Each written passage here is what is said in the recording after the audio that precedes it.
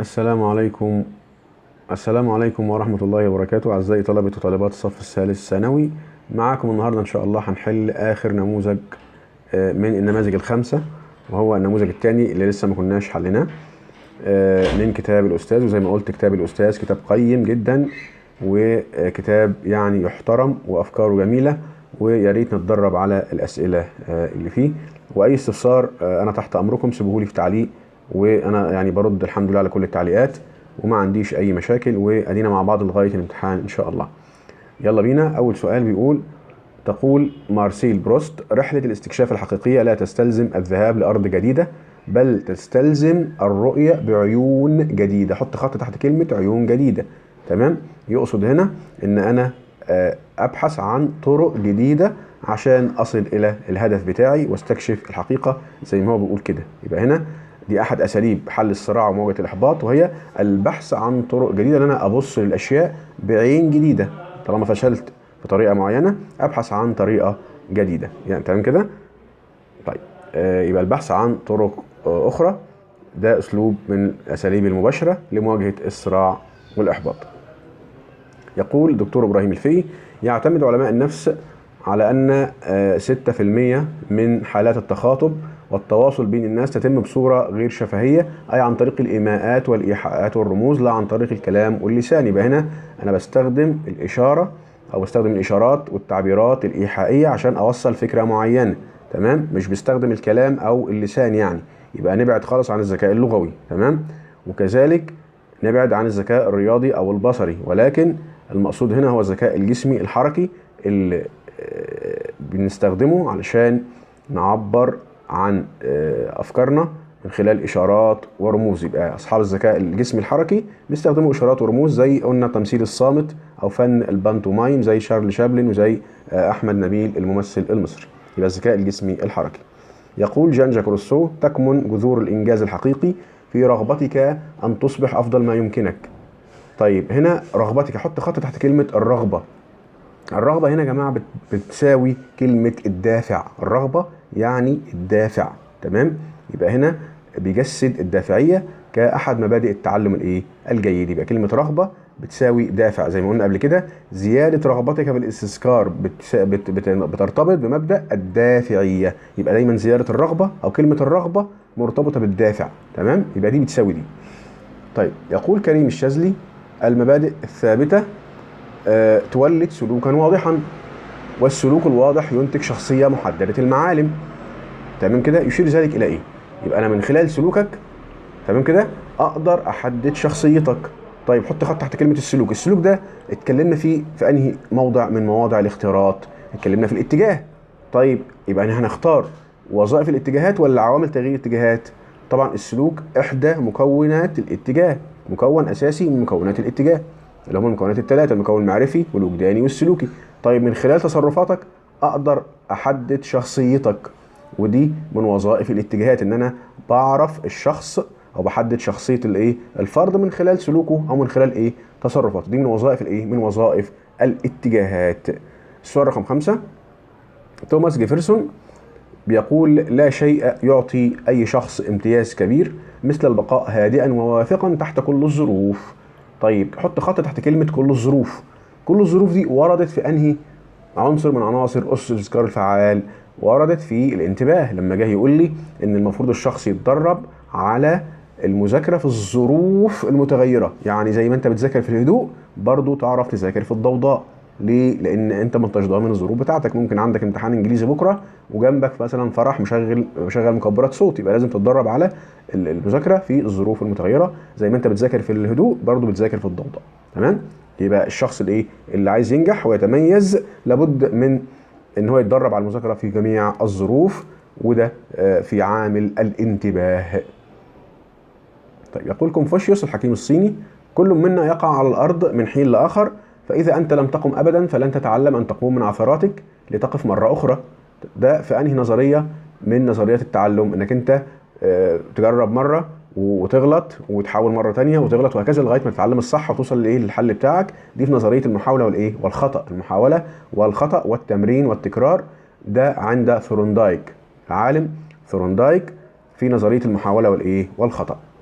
طيب يقول شاكر عبد الحميد: الذين يملكون أفكارا غير واقعية أو اعتقادات عالية جدا خاصة بأنفسهم، أو يصنعون خططا تتسم بالمبالغة ولا تتناسب مع كفاءتهم، كمن يحلمون بالطيران يصدمون.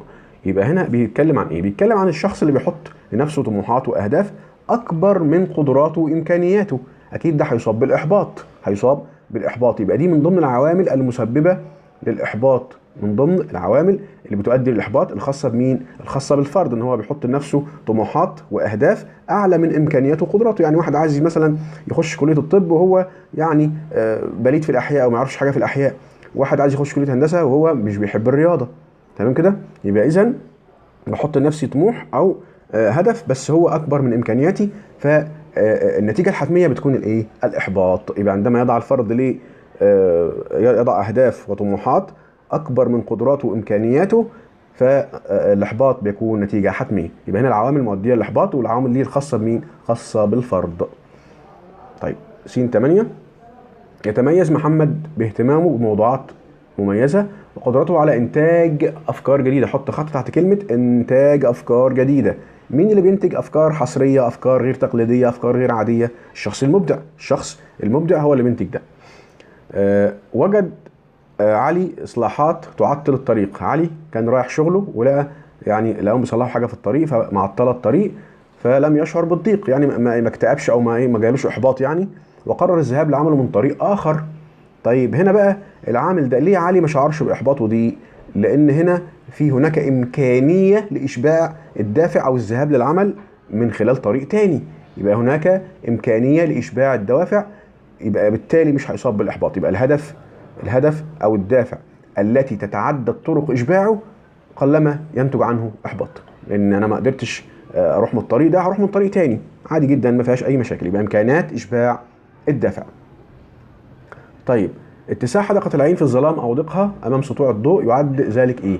يعني اتساع حدقة العين بتعتبر استجابة إيه؟ استجابة طبيعية، وسطوع الضوء في حد ذاته هو مثير طبيعي. تمام؟ طيب يقول ماركس: لا شيء يمكن أن يكتسب قيمة من دون أن يرتبط بمنفعة ما. ده قانون إيه؟ ده قانون اسمه التعلم السببي، اللي هو التطبيق بقى، التطبيق العملي. أنا عندي في نظرية التعلم، نظرية تجهيز المعلومات اللي هي نورمان، تجهيز ومعالجه المعلومات، عندي 3 قوانين. طبعا التغذيه الراجعه احنا عارفينه اللي هو تصحيح الاخطاء. عندي بقى قانونين مهمين جدا، اللي هو العلاقه السببيه والتعلم السببي. تمام؟ ايه الفرق ما بينهم؟ العلاقه السببيه ان انا اعرف مجرد معرفه من غير ما اطبق، يبقى ده جانب نظري. العلاقه السببيه ده جانب نظري، ان انا اعرف بس. طب عرفت وطبقت، يبقى ده جانب تطبيق اللي هو التعلم السببي. التعلم السببي، التعلم السببي جانب تطبيق ومنفعه. مثال: لو مثلا انا دلوقتي عرفت ان التواجد في التجمعات بيجيب مرض كورونا، انا عرفت، يبقى ده علاقه سببيه. تمام؟ علاقه سببيه بين الكورونا والتجمعات.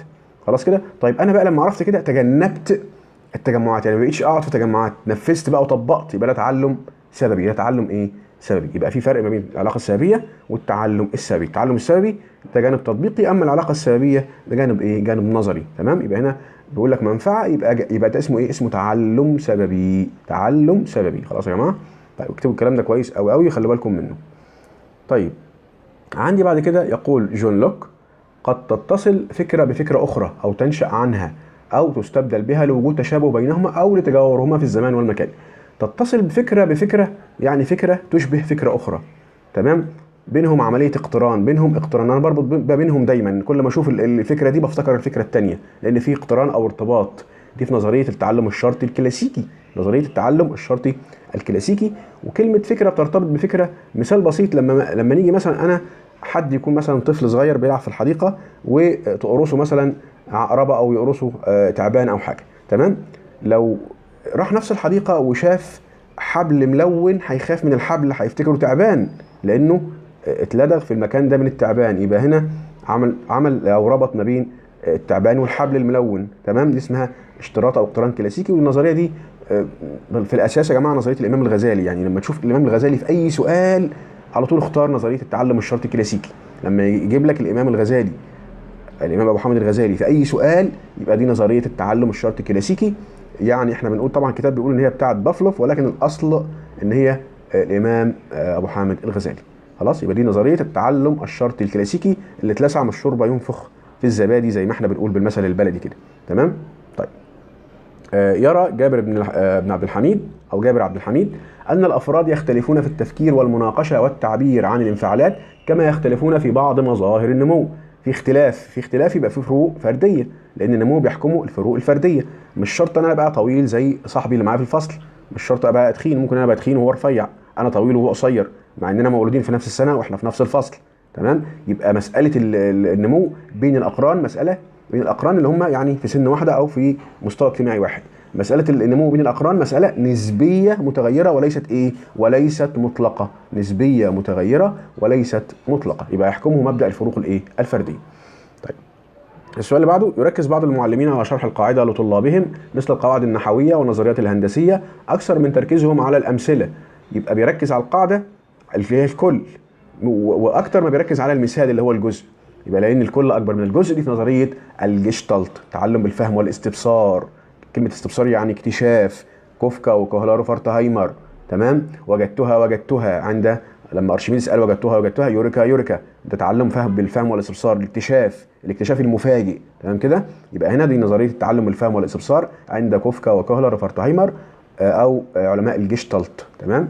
طيب، فرانسيسكو اسيسكو بيقول: منحني الله الشجاعة للإقبال على تغيير الأشياء، لذا أقوم بتغييرها، ومنحني الهدوء لأتقبل، حط خط تحت كلمة أتقبل، ما أعجز عن تغييره، كما منحني الحكمة لمعرفة الفرق بين الأمرين. ده بنسميه إيه؟ بنسميه توافق إن أنا بتكيف مع كل الأمور. توافق أو تكيف، يعني العبارة دي لو جت في علم الاجتماع تمام كده هنختار التكيف. خلاص، هنا جت في علم النفس هنختار التوافق. ماشي يا جماعه. وعرفنا ايه هو التوافق اللي هو الموائمه، وعلم النفس استمد ده من علم البيولوجي او علم الاحياء، استمد المعنى ده من علم الاحياء او البيولوجي. زي ما قلنا الطيور بتغير مكانها عشان تتكيف مع البيئه. تمام كده. والحربايه بتغير لونها او بتغير لون جلدها عشان تتكيف مع البيئه. قد يولد الفرد طبيعيا ثم يصاب بخلل في الهرمونات. طالما في هرمونات يبقى على طول الغدد بدون كلام. غده وطبعا اهمها اللي احنا خدناها الغده الدرقيه والغده النخاميه اللي هي بنسميها المايسترو. تمام. الغده الدرقيه مسؤوله عن التمثيل الغذائي. طبعا الغده النخاميه قلنا بتفرز هرمون اسمه هرمون النمو اللي بيسبب مشكله القزامه ومشكله العملاقه زي ما احنا عارفين. طيب، نشرت جريده اخبار اليوم مقالا بعنوان أصحاب الهمم نماذج لا تعرف المستحيل. عرض نماذج أشخاص تغلبوا على إعاقتهم وتحدوا الصعوبات وأثبتوا تفوقهم في مجال الرياضة والفنون التشكيلية وريادة الأعمال والتنمية البشرية. دي عندهم قدرات عديدة جدا جدا اهو، ده 7 صنايع زي ما احنا بنقول كده، يعني في الرياضة والفنون التشكيلية والتنمية البشرية كل ده. يبقى إذن عندهم ذكاءات متعددة، ده بيدل على الذكاءات المتعددة. يمكن التخلص من بعض العادات السيئة مثل التدخين، وكذلك التخلص من الفوبيا اللي هي الخوف، يعني بالاعتماد على مبادئ وقوانين إحدى نظريات التعلم، وهي طبعا الشرط الكلاسيكي، إن أنا ممكن أعلم سلوك معين أو أخلي الطفل يتخلص من سلوك معين. يبقى ممكن أكسبه سلوك معين وأخليه يتخلص من سلوك معين من خلال الاشتراط المضاد في نظرية التعلم الشرطي الكلاسيكي. إن الغذاء من العوامل المؤثرة في النمو، وهو متمثل في الرضاعة الطبيعية بالنسبة لمرحلة الرضاعة. طبعا احنا معلش نرجع للسؤال تاني اللي فوق اللي هو نظريه الشرط الكلاسيكي. هنقول مثال بسيط كده على تعلم سلوك معين او تعلم انفعال معين. في هذه النظريه واحد اسمه واتسون، عالم اسمه واتسون، تمام، حب يطبق نظريه الشرط الكلاسيكي على طفل صغير اسمه البرت. تمام. الطفل ده كان بيلعب مع الفار، ما كانش بيخاف من الفار ابدا، فحب ان هو يخليه يخاف من الفار. فكان مجرد الفار ما بيظهر للولد كان بيعمل صوت او بيطرق على الحديد، بيخلي المساعدين بتوعه يضغطوا على الحديد مع ظهور الفار. وكرر ده كتير قوي ارتبط ظهور الفار عند الولد بالصوت المرعب، الصوت المفزع والصوت المرعب، لدرجه ان الولد عمم هذه الاستجابه بقى يخاف من اي حاجه ليها ملمس الفار. تمام. دي نظريه التعلم الشرطي الكلاسيكي، يبقى هنا علمه الخوف. ان الغذاء من العوامل المؤثره في النمو، وهو متمثل في الرضاعه الطبيعيه بالنسبه لمرحله الرضاعه. يوضح ذلك القول دور الرضاعه الطبيعيه في اكساب الطفل القدره على اقامه علاقات اجتماعيه. دي من الصفات الايجابيه اللي بيكتسبها الطفل في مرحله الرضاعه، وهي ان هو عنده قدره على اقامه علاقات اجتماعيه في المستقبل مع الزوج لو هو بنت، مع الزوجه لو هو ولد، وهكذا. تمام. طيب.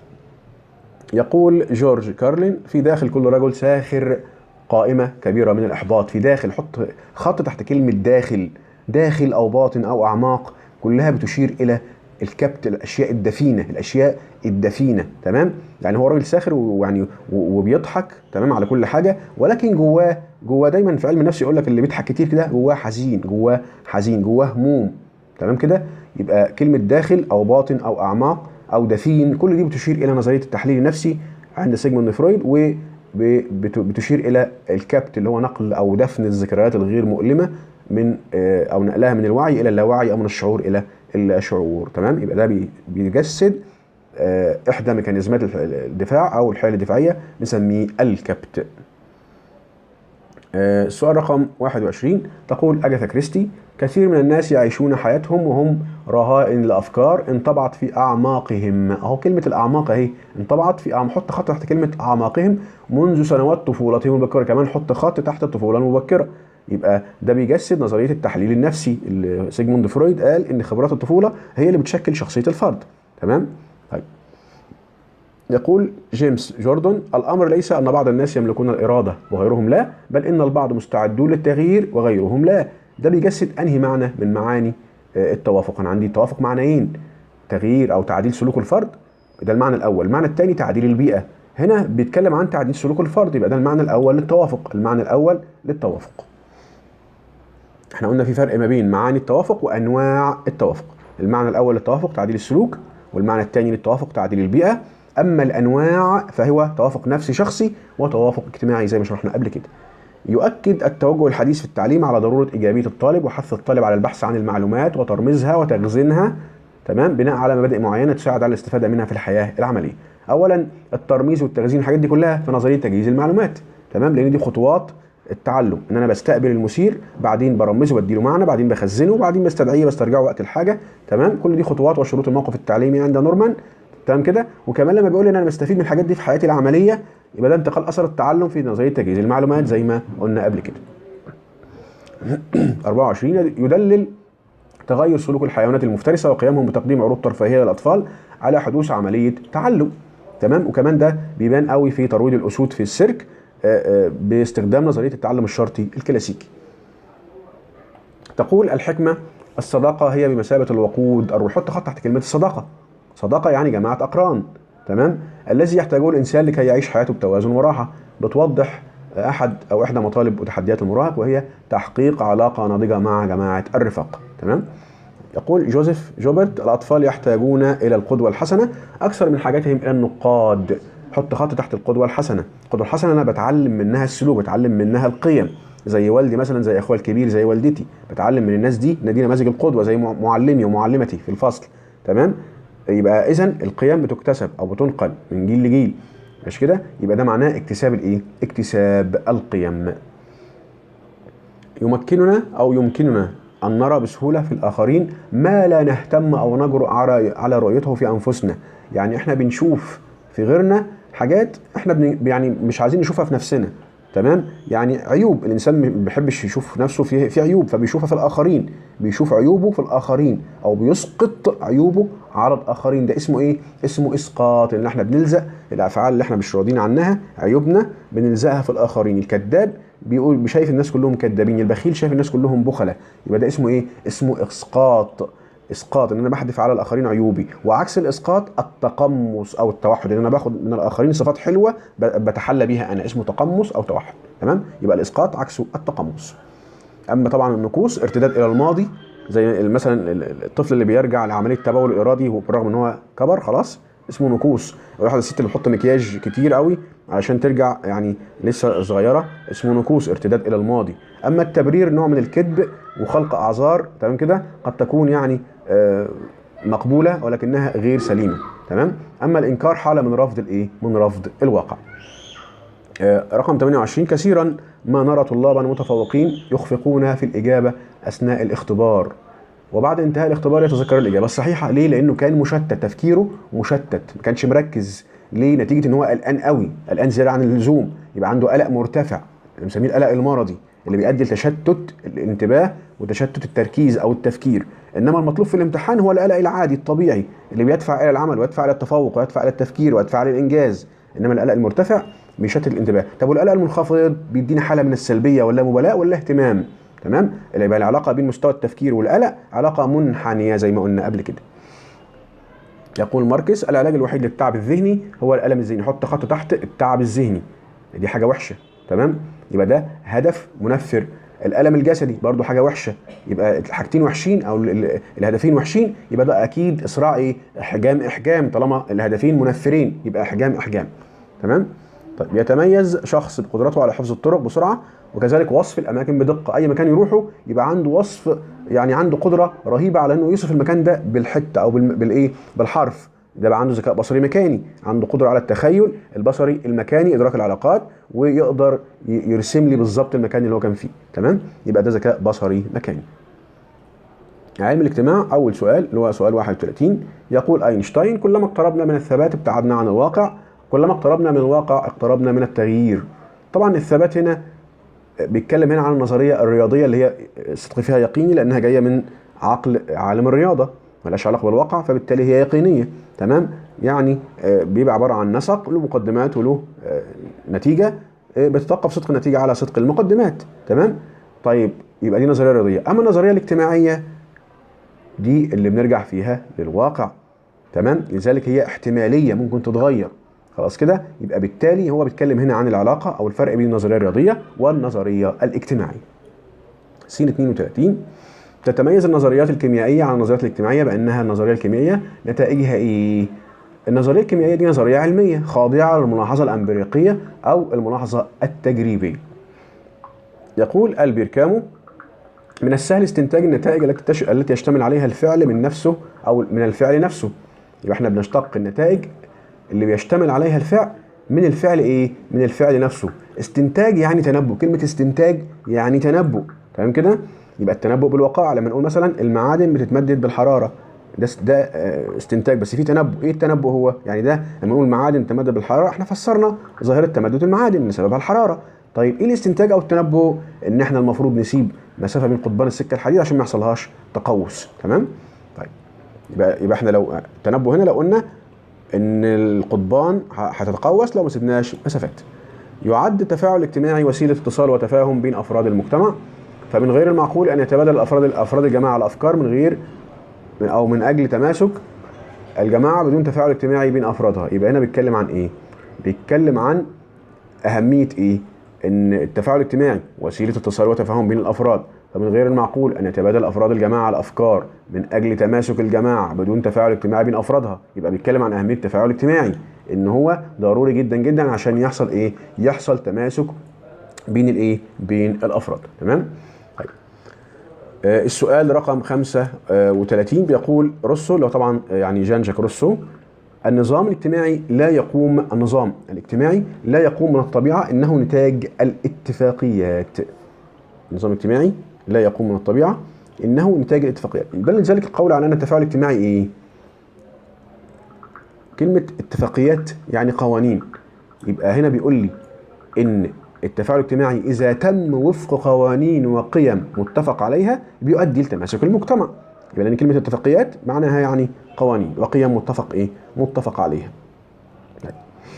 تعتبر مهمة جدا لصحة الإنسان النفسية والعقلية، فهي تزيد من السعادة كما تزيد من ثقة الإنسان بنفسه ويقدرها، مما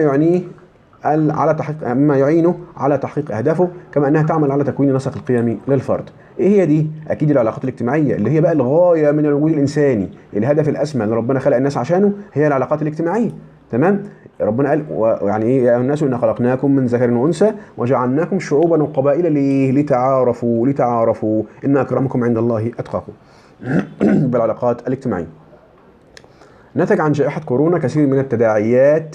يبقى جائحه كورونا حط تحتها خط، ده سبب نتج عنه تداعيات، نتائج ايه بقى؟ غلق المقاهي وتقليل التجمعات. ده بيجسد ايه؟ احد افتراضات البناء الوظيفيه، وهي ايه؟ ان علاقه السبب والنتيجه متكرره، لأن كورونا هي السبب، النتائج اللي حصلت غلق المقاهي وتقليل التجمعات. يبقى علاقة السبب والنتيجة متكررة. يقول ماكسويل الطريقة الوحيدة لتكون في القمة هي أن تكون محمولا على أكتاف من تحبهم ويحبونك. يشير ذلك إلى أهمية التعاون بالنسبة لمين؟ بالنسبة للفرد، إن هو هينتمي لجماعة معينة، هيقدر هذه الجماعه، تمام، وكذلك هم ايه هيقدروه. يبقى ده اهميه التعاون للفرد. مساعدة الآخرين والتعاون معهم محتسبا الأجر عند الله يعبر عن العامل أكيد العقائدي. العامل العقائدي أو العامل الديني، ربنا بيقول لنا وتعاونوا على البر والتقوى ولا تعاونوا على الإثم والعدوان. الحديث الشريف اللي بيقول مثل المؤمنين في تودهم وتعاطفهم وتراحمهم كمثل الجسد الواحد إذا اشتكى منه عضو تداعى له سائر الأعضاء بالسهر والحمى، يعني الجانب العقائدي أو الديني. انتشار ظاهرة التعلم الإلكتروني والتعلم عن بعد بسبب جائحة كورونا، ومن المفترض عدم اختفاء هذه الظاهرة حتى بعد انتهاء المشكلة وحتى بفناء الأشخاص، حط خط تحت كلمة فناء، تمام، الموجودين حاليا. يبقى هنا الظاهرة الاجتماعية لا تولد بمولد الفرد ولا تفنى بفنائه، يعني شيئية أو موضوعية، شأنها شأن اللغة كده. اللغة لما إنسان بيتولد يلاقي لغة معينة بيتكلمها، ولما بيموت بتبقى إيه؟ بتبقى اللغة على حالها، يبقى شيئية أو موضوعية. اهتم ابن خلدون بدراسة الدور السياسي للبيئة وتأثيره على تصنيف الجماعات البشرية على أساس قدرة كل جماعة على تكوين الدولة. طبعا حط خط تحت الدولة والدور السياسي. بيتكلم هنا عن علاقة علم الاجتماع بعلم السياسة.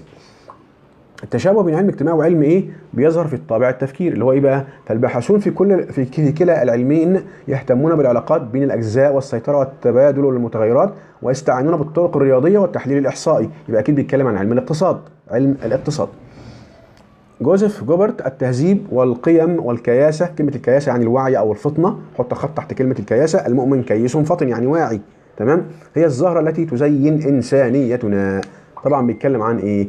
ان الثقافه عمليه انسانيه بتميز الانسان لوحده، مفيش حيوان اسمه حيوان مثقف. الثقافه عمليه انسانيه بتخص النوع الانساني فقط، وزي ما قلنا قبل كده ان هي بتحول الايه الانسان من مجرد الايه الوجود الطبيعي الى الوعي بهذا الايه الوجود. يبقى الثقافه عمليه انسانيه.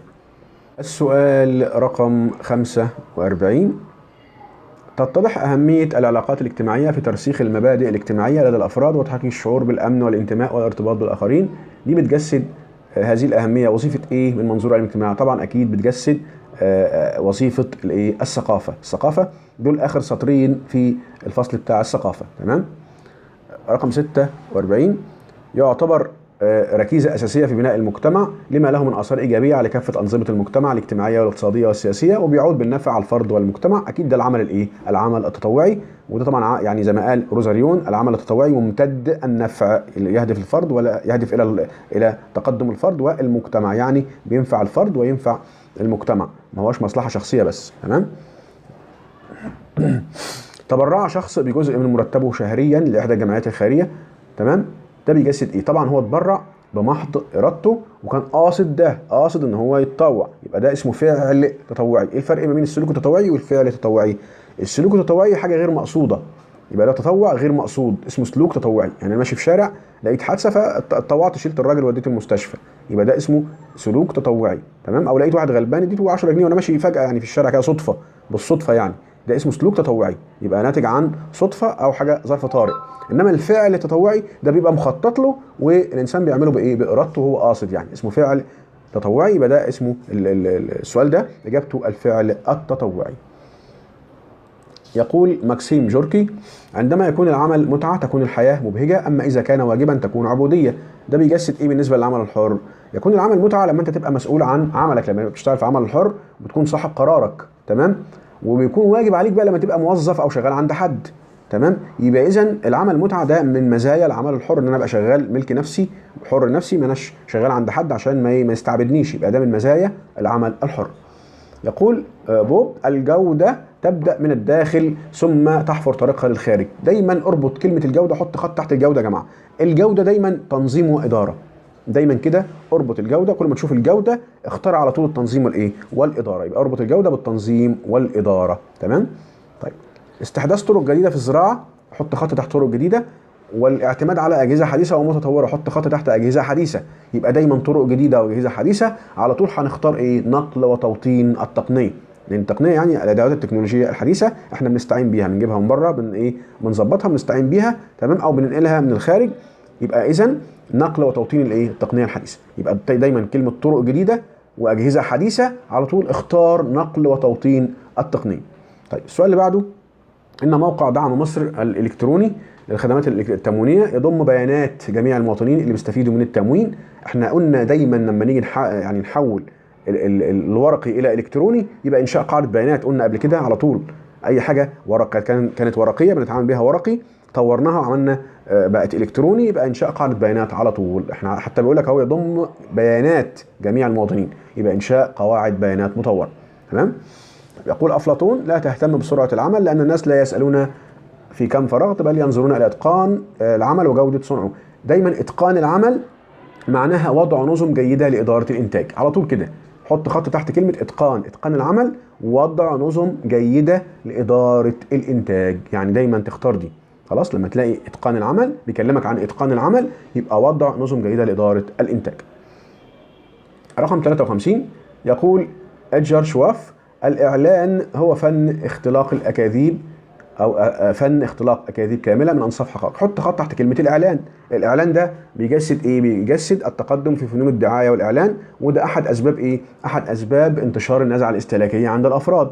إنهم الشركات بتستخدم وسائل إعلان جاذبة للأفراد، وكمان التقليد قلنا، وكمان ارتباط الاستهلاك بالمكانة الاجتماعية. كل دي من أسباب النزعة الاستهلاكية. ولكن في السؤال هنا هو بيتكلم عن الإيه؟ الدعاية والإعلان. بيتكلم عن الدعاية والإعلان.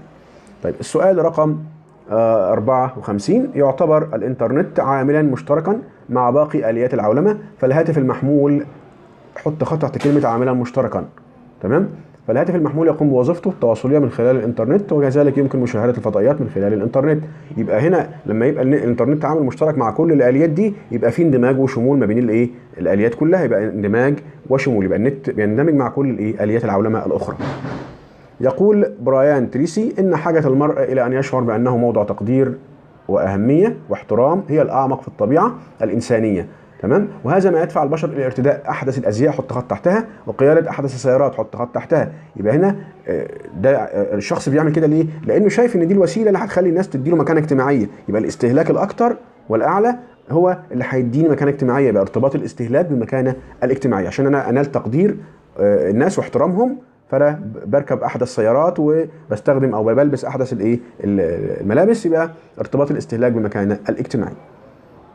من اقوال سورستين فيلين: العولمه صنعت وطورت وسائل التقنيه وعمقت التكنولوجيا الفجوه بين الدول المتقدمه والناميه. يبقى دول الشمال ودول الجنوب، يبقى تباين في مستوى التنميه، دول فقيره جدا جدا ودول غنيه جدا جدا نتيجه عصر العولمه، او الدول اللي بتستخدم التكنولوجيا غنيه والدول التي لا تستخدم التكنولوجيا دول فقيره. يبقى هناك فجوه او تباين في مستوى التنميه. تقول أغاثا كريستي: ان العبره في الرغبه، حط خط تحت الرغبه بالقتل، اما الاداه فلا تهم. يعني انا عندي رغبه جوايا بالقتل. كلمه رغبه يعني ميل، رغبه هنا بتساوي ميول يعني. تمام. يبقى ده حاجه عاطفيه، حاجه وجدانيه. يبقى هنا بيتكلم عن المستوى الوجداني او العاطفي للتطرف، ان انا عندي رغبه في القتل بصرف النظر عن الاداء اللي انا الاداء اللي انا هستخدمها للقتل. تمام. يبقى ده جانب وجداني او عاطفي. يقول ماركس: ان تراكم الثروه في قطب واحد من المجتمع هو في نفس الوقت، حط خط تحت الثروه، هو في نفس الوقت تراكم الفقر والبؤس، حط خط تحت الفقر والبؤس. يبقى انا عندي ثروه، غنى يعني، وفقر، غنى وفقر. بيتكلم هنا عن ايه بقى؟ بيتكلم عن تفاوت طبقي. طالما بيكلمني عن الغنى والفقر يبقى بيكلمني عن التفاوت الطبقي، وده احد اسباب التطرف والعنف. يقول زكي نجيب محمود: الحياه عبئها ثقيل على من اصابه في الحياه خذلان. خذلان حط خط تحتها يعني احباط. خذلان يعني احباط. ده بيجسد احد الاسباب اللي بتدفع الشباب الى التطرف والعنف، وهي الاحباط. خذلان يعني احباط. خلاص كده. اخر سؤال: تقوم اسره التربيه الاجتماعيه والنفسيه في المدارس بتنظيم مناظرات وندوات بشكل دوري لتعويد الطلاب على تقبل الاراء المخالفه لهم. طب لما نعود الطفل ان هو يتقبل الراي المخالف، ده بنحارب العنف والتطرف. يبقى ده احد سبل مواجهه العنف والتطرف. وكده نكون انتهينا من اخر نموذج معانا، وان شاء الله نكمل فلسفه ومنطق بعد كده باذن الله. واي استفسار يا ريت تسيبوا لي في تعليق، واستودعكم الله. السلام عليكم ورحمه الله تعالى وبركاته.